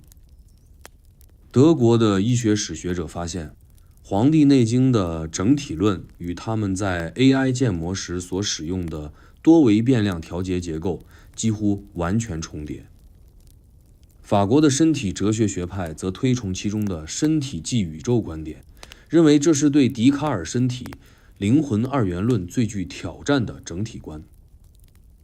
这些重新关注不是来自对东方的好奇，而是来自西方医疗系统的瓶颈。西方医学本质是一种对抗系统，它通过药物压制症状，通过手术切除病灶，通过基因技术修复错误。但当系统自身协调能力成为最核心的议题时，他发现自己没工具了。《黄帝内经》却提供了另一个角度，我们不是在对抗病，而是在管理能量；不是在寻找原因，而是在顺应节律；不是要治掉某个病，而是要调和系统本身。更重要的是，《黄帝内经》不像现代医学体系那样要求你高度依赖医生，它反而鼓励你成为自己的观察者。它教你看舌、摸脉、查神、辨色、感气，看身体有没有沉重感，是否容易怒，是否夜里易醒，是否饭后疲乏。它让你用日常语言描述状态，然后用节律、气机、阴阳五行去定位问题。这种人人可学、人人能调的模型，正好击中了现代社会个体自我掌控感缺失的痛点。于是你会看到，在加州很多自然疗法诊所用《黄帝内经》的语言给病人建立健康档案；在瑞士，一些高端疗愈中心推出黄帝睡眠计划，根据季节变化调节作息、饮食和情绪。在英国，针灸学会重新审视经络图谱，并用脑部热成像设备追踪针刺对神经网络的影响。他们不再纠结经络存不存在，而是尝试如何用它调节状态。你会看到，中医不再是中药汤剂的代名词，而是成为一种身体哲学的系统介入。当然，这种被再发现的过程也伴随着误解和商品化。有些人把《黄帝内经》神化成万能秘籍，一切问题都往阴阳五行上套。也有人只取它的表皮，比如冬天吃羊肉补阳，多按足三里防病，忽略了它最本质的逻辑是动态判断、个体调节、时空同步。这种仪式化使用虽然推广了它的名气，但也可能让它再次沦为新玄学。但不可否认的是，《黄帝内经》的核心思想已经成为一种全人类共同的新需求。更深层的是，它所代表的那种和谐而不对抗的生存哲学开始被重新重视。在全球气候危机、心理危机、生态危机同时爆发的当下，越来越多的文化开始寻找非破坏性的解决方案。而《黄帝内经》正好提出了一个底层态度：疾病不是敌人，是提醒；身体不是工具，是系统；情绪不是软弱，是信号；节律不是规矩，是保护。他用一种温和却有力的方式，把人从工业化人的部件状态中拉回了生命的感知状态。这也是为什么他在东西方之间架起了桥梁。他不靠说服，他靠共鸣。不管你是讲英语、法语、德语、汉语，只要你活得焦虑、累、空心、无法入眠，只要你开始觉得身体不像自己的，生活节奏失控，你就能在《黄帝内经》中找到一种重新找回自己的方法。这种人类感同身受的体验，才是它真正成为全球流动思想的原因。我们回到最初那个核心问题，《黄帝内经》为什么一读再读，每次读都有新意思？它为什么感觉越看越懂，转身又发现其实根本没懂？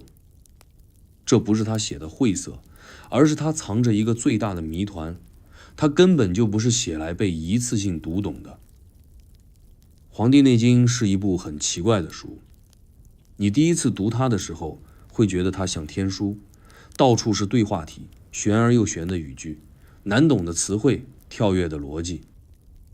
你第二次读，会觉得开始有点门道，好像能串起一些脉络。第三次读时，开始产生共鸣，发现他在讲你自己的身体。等你读到第四次、第五次，你忽然发现你根本没有真正读懂它，因为每次你以为你明白的，其实只是当时你的理解能力所能接受的一小块投影。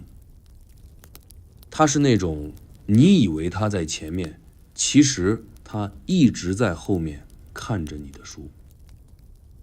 为什么会这样？因为这本书不是按照线性逻辑写的，它不是从第一章开始讲基本概念，然后逐步展开。它是一个系统结构，任你切入，反复参照，逐步沉入的多维体。它不像教材，而像一个思维宇宙。每个章节看似独立，实则处处呼应；每个术语看似单独，实则有重叠语义。你如果只追着某个症状或某个脏腑读，你会觉得内容零碎。但如果你开始从整体气机、节律系统、身心互动去理解，它就像一个呼吸自如的生命体，所有篇章都在相互对话。我们可以说，《黄帝内经》不是一本书，而是一种思维方式的训练系统。你第一次读它是在学习它的语言，第二次是在试着听懂它的逻辑，第三次是在用它去看自己，第四次之后，它就成了你身体思维的一部分。这种思想的同化过程，才是它真正的力量。你不是在读它，而是被它重新建模了。更重要的是，它不是给观众看的，而是给参与者用的。你不参与，你不会明白他在讲什么。你不去试，不去感，不去对照自己的状态，它永远只是古籍一段。但一旦你开始动手观察自己的舌头颜色、脉搏、节律、睡眠状态、排泄形状、饮食偏好、情绪起伏、时间节奏，你就会发现它几乎无所不在。你会开始在它的字里行间看到你自己，而不是看它本身。它不告诉你什么是正确，它只告诉你如何找到自己的正确。它不追求确定性，而追求适应性。你越试图找标准答案，它就越模糊；你越愿意感知和顺应，它就越清晰。这种以模糊带清晰的特性，是它最像宇宙运行逻辑的地方，不是直线推进，而是螺旋上升。这也解释了一个常被误解的点：为什么《黄帝内经》常常话说一半？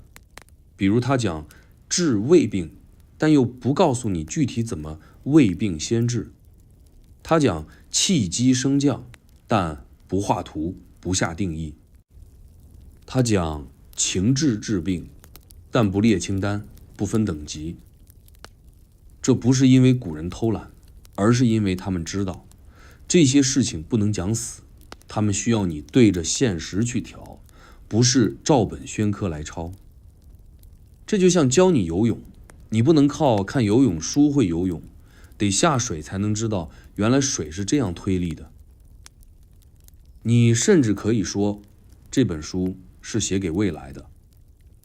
它在你不成熟的时候，只给你基础词汇；在你开始练习的时候，给你结构框架；在你遭遇困难的时候，提示你节律偏了。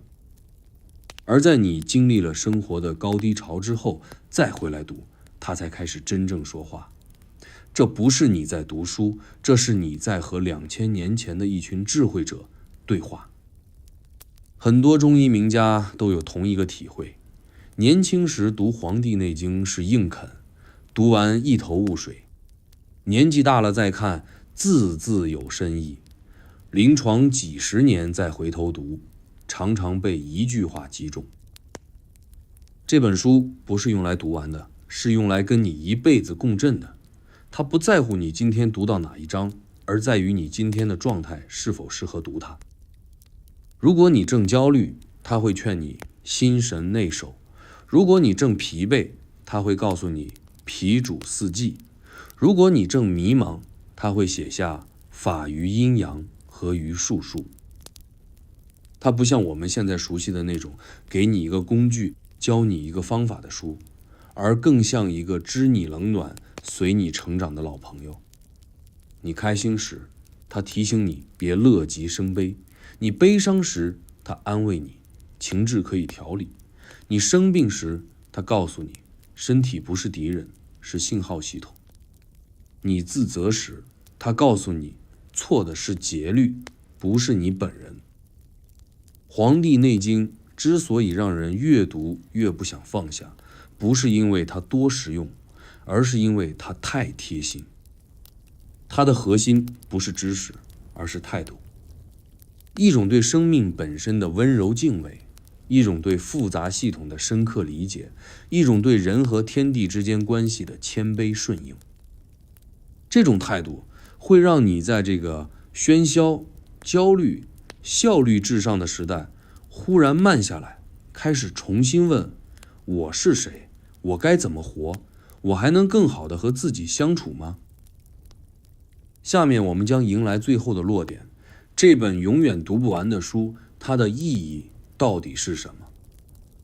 在这个失眠焦虑成了常态，生活节奏不断失控的年代，《黄帝内经》留下的不只是智慧，而是一种重新生活的可能。我们终于来到了这本书的终点，或者说是永远没有终点的起点。《黄帝内经》不是你读完了就可以关上、总结、归档的一本书，它像一个种子，在你身体和意识里种下一个新的观看角度。你越是认真的想读懂它，它就越提醒你，别急，我不是给你一个结论的，我只是给你一个新的开始。